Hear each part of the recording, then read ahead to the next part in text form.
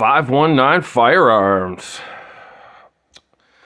Okay, well, the last video I posted of myself shooting this gun, the Hi-Point. First of all, everything's clear. We're safe. Good to go.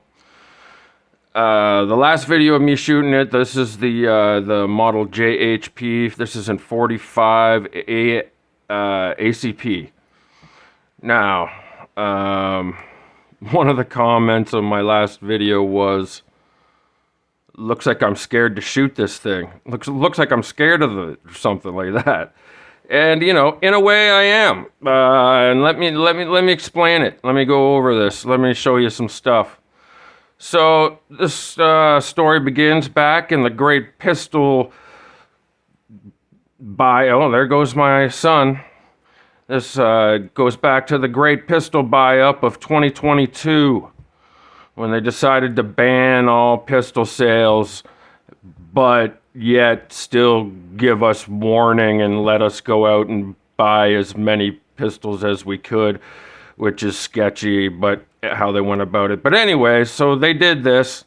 I went out and bought several pistols, and I was still cruising the websites, looking around, and I didn't have a 45 ACP yet.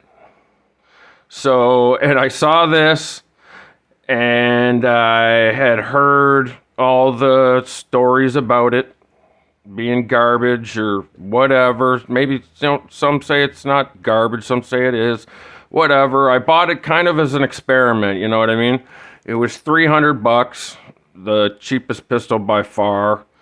I kind of knew what I was getting into as it being an experiment. I knew it might junk out on me, but we did it, and whatever, we got it. And so then we fast forward, and at some point I went out and shot it, and everything went fine, as I remember the first time it shot. But then we got to go home, and I like to clean my guns, you know what I mean? I actually enjoy cleaning my guns. I like everything about guns. Anyways. And, you know, this isn't a video of me shitting on a Hi-Point. This is just me telling my experience. That's all it is. So, I looked up a YouTube video on how to field strip this. Just for your basic cleaning, you know what I mean? Not disassembling everything. And I went and did it, and everything I thought was okay. And I put it back together, and then we can fast forward a little more. And I went to the range, and I went to try this pistol. And here, let me show you. So here, this is what we got. So we got it slam firing out of battery. So luckily I was holding it far away out in front of me. I was holding it properly and safely and everything, and then I cocked. Then when I went to rack the slide, I pulled it back, and when I let go, it went off.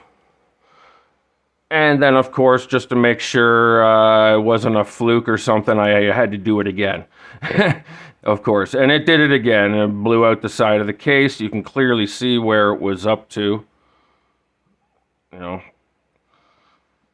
And so then we put it away. It was clearly malfunctioning.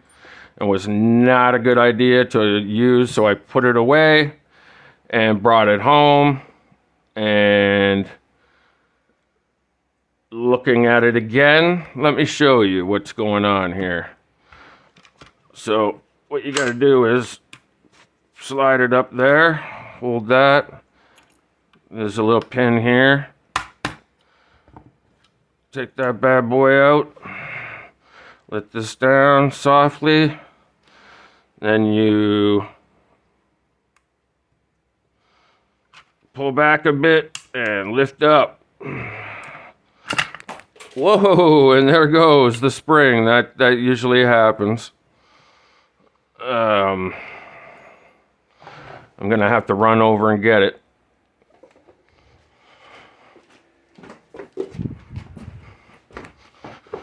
Okay, sorry about that. There you go. So then you got your slide, the thing that holds it on, and you got your lower, and just that. Let me put the slide away. Oh man, I wish the sun would come out again. But the problem was this right here. So this is under spring tension. See this? Goes up and down.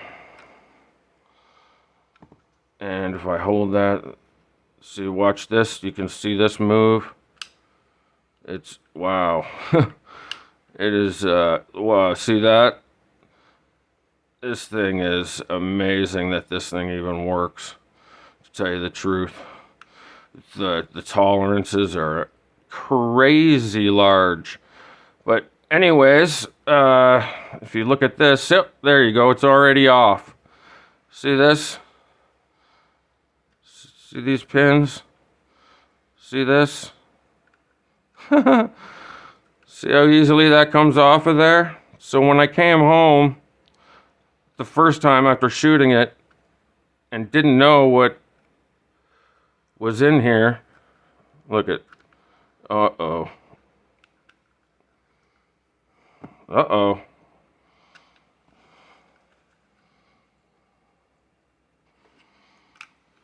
That's not good. See what I mean? This thing is unbelievable. There,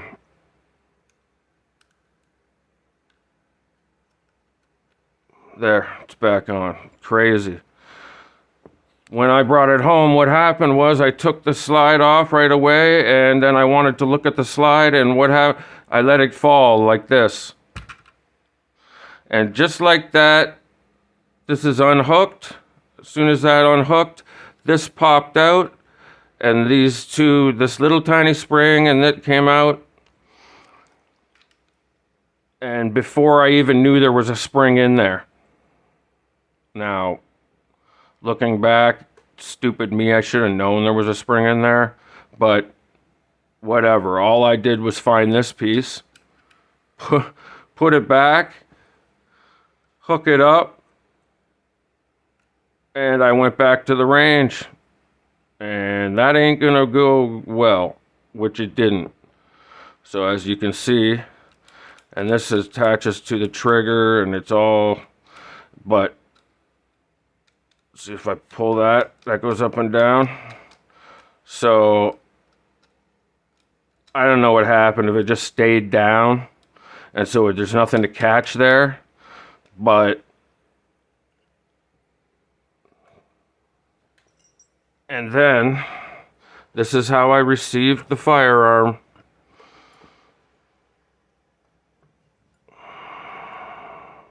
Now these are 2 firing pins. Look at this. Look at the condition of these. And because of the handgun ban, I can't get any replacement parts. And there's your firing pin right here. But that goes in. And you put your mangled ferret. This is the way I received this firearm. So I don't have to worry about that spring flying out because it's all bent. And that goes back in there. Now,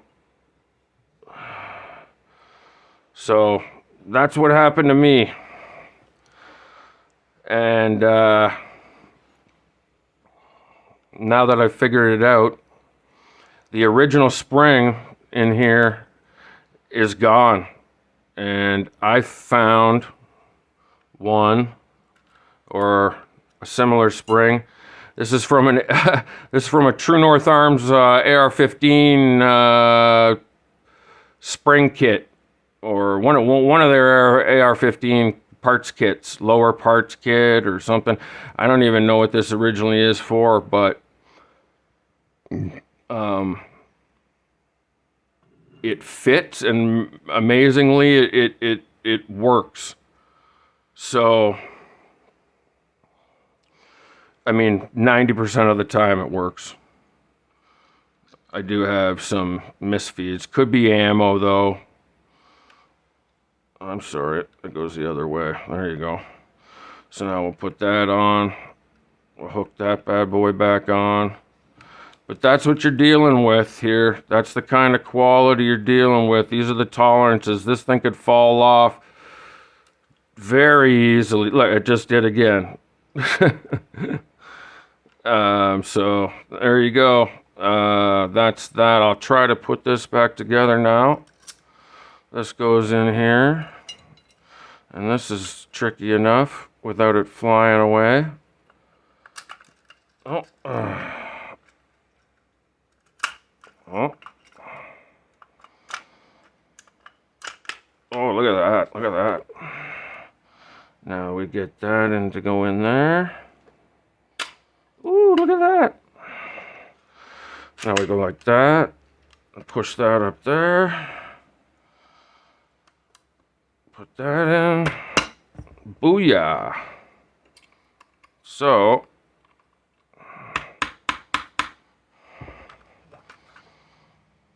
there you go. So, and all the weight is in this upper. This is the, we nickname this the brick. So, and there's zero weight down here in this crummy plastic molding, and all the weight is in the up here, way above your hand. See, so all the weight reciprocating back and forth. It's just, you know what I mean, not a great pistol. But you know what I mean? The guy has a great mission. This is what I've heard from my understanding. The Hi-Point guy, his mission was to provide pistols for self-defense to anybody. So you shouldn't have to have a lot of money to be able to buy a gun for self-defense. So he's trying to make the $100 gun, and you know, it's a tricky situation. It's a give and take. How many corners do you cut?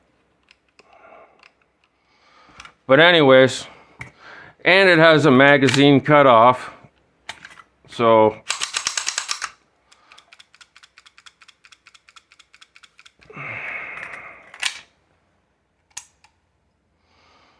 thanks, California. Anyways, that's my Hi-Point story.